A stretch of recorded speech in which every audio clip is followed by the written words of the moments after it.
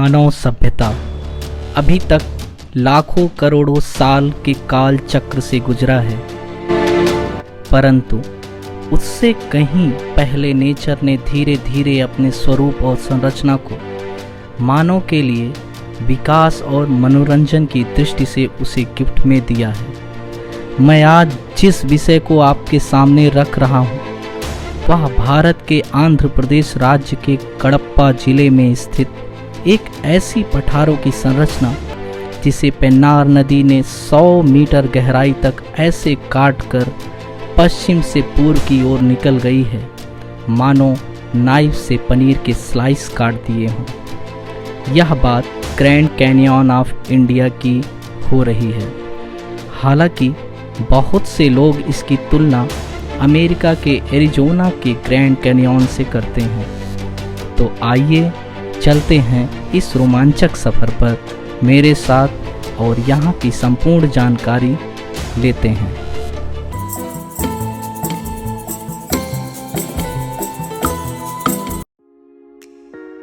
यहाँ की night camping आपकी यादों को और अधिक मज़ेदार बना देती हैं, जिसके लिए आपको एकोमोडेशन बुकिंग कराना होगा।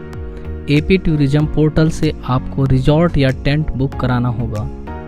आप स्क्रीन पर दिख रहे नंबर पर कॉल कर टेंट बुक करा सकते हैं। यहाँ पर टेंट 2 टाइप्स के अवेलेबल हैं, एक नॉन एसी और दूसरा AC tent.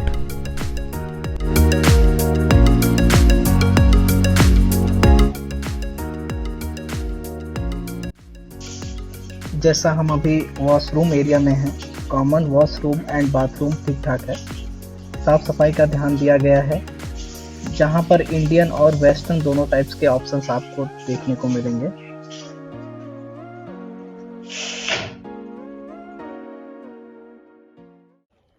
Good morning guys.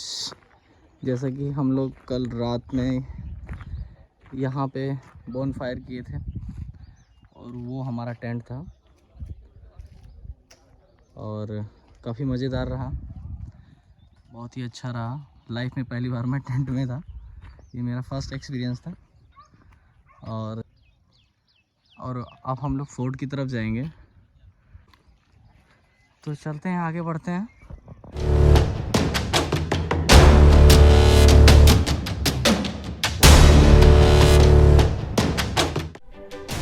यह किला कई राजवंशों के संरक्षण में पला बढ़ा।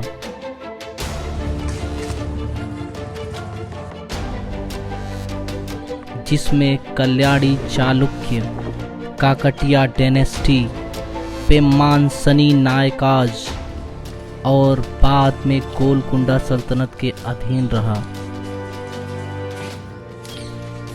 लगभग 11वीं से 16वीं शताब्दी का कालक्रम।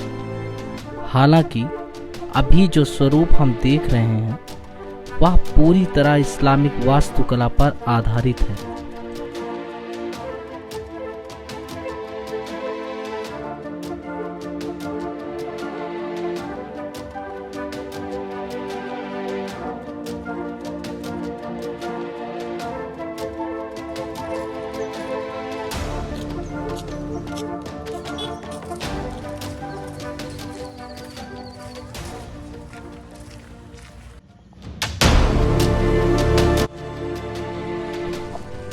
प्रवेश द्वार के अंदर जाने के 300 मीटर पर यह जेल उस समय की शासन व्यवस्था और न्याय प्रणाली को दिखाती है।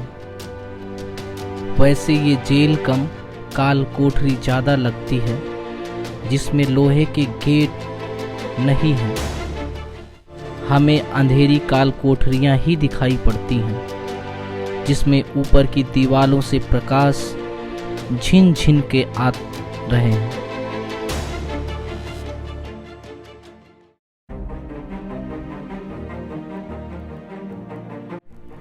इस जगह का जितना इम्पोर्टेंस जियोग्राफिकल पर्सपेक्टिव से है, उतना ही महत्व हिस्टोरिकल पर्सपेक्टिव से भी है। 15वीं से 16वीं शताब्दी के काल चक्र में विजयनगर साम्राज्य दक्षिण भारत के राज्यों में अपने कीर्ति पर था। उसी काल चक्र में शायद यह माधव राय स्वामी टेम्पल अपने अस्तित्व में रहा हो, जो अब खंडहर के रूप में अपने आखिरी सांस ले रहा है। मंदिर के हर पत्थर पर विजयनगर वास्तुकला झलकती है, जो बहुत ही रमणीय लगती है।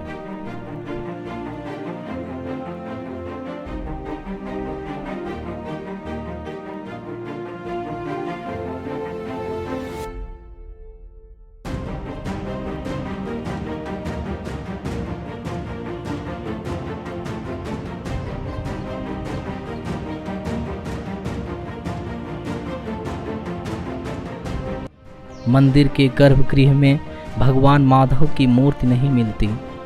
यहाँ के लोग ऐसा बताते हैं कि निजामों द्वारा किले की सुरक्षा तोड़ने के पश्चात भगवान माधव की मूर्ति को चुपके से अंडरग्राउंड टनल के रास्ते मयादुकुरु कटप्पा जिले में स्थानांतरित कर दिया गया। हम अभी गांडीकोटा जामिया मस्जिद के पास खड़े हैं। जामिया मस्जिद के ठीक सामने काठुला कोनेरू पॉन्ड ऑफ स्वॉर्ड है, जहां युद्ध से लाए तलवार को धुलने के लिए करते थे।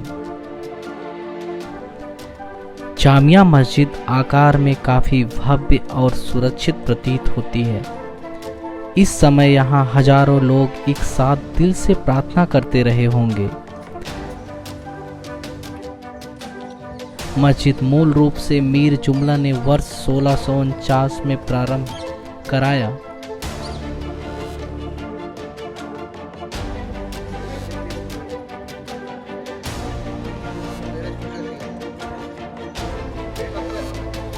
इन ऐतिहासिक इमारतों में सबसे सुरक्षित और खूबसूरत यह जामा मस्जिद अपनी भव्यता को प्रदर्शित करता हुआ दिखाई पड़ रहा है।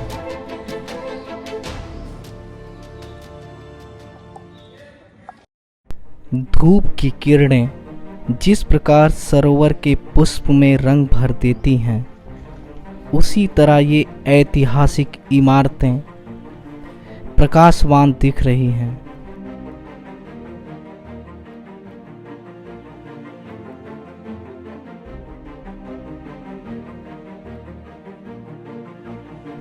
रंगनाथ स्वामी मंदिर के गर्भगृह में सूर्य की किरणें सीधी आती ऐसी प्रतीत होती हैं, मानो कभी मुख्य मूर्ति के चरण स्पर्श करती रही होंगी। गांडीकोटा आपस के सामंजस्य और भाईचारे की एक मिसाल है। यहाँ प्रत्येक वर्ष सांस्कृतिक कार्यक्रम किए जाते हैं। यहाँ आपको एडवेंचर एक्टिविटीज के बहुत से ऑप्शंस मिलेंगे, जिसमें आपको बोट राइडिंग सबसे बेहतरीन और आनंद देने वाला होगा, जिसका किराया 250 रुपये पर पर्सन रखा गया है, जो आपके लिए पैसा वसूल होगा। ये रही गांडीकोटा की प्रमुख जानकारियाँ। मैं आशा करता हूँ आप भी इस रोमांचक सफ़र पर आइए और बहुत सी उपयोगी जानकारियाँ आपस में साझा करिए। तो चलिए मिलते हैं ऐसे ही नए जगह पर बहुत सी जानकारियों के साथ, जिसके लिए आप हमारे चैनल को लाइक एंड सब्सक्राइब करना ना भूलें। धन्यवाद।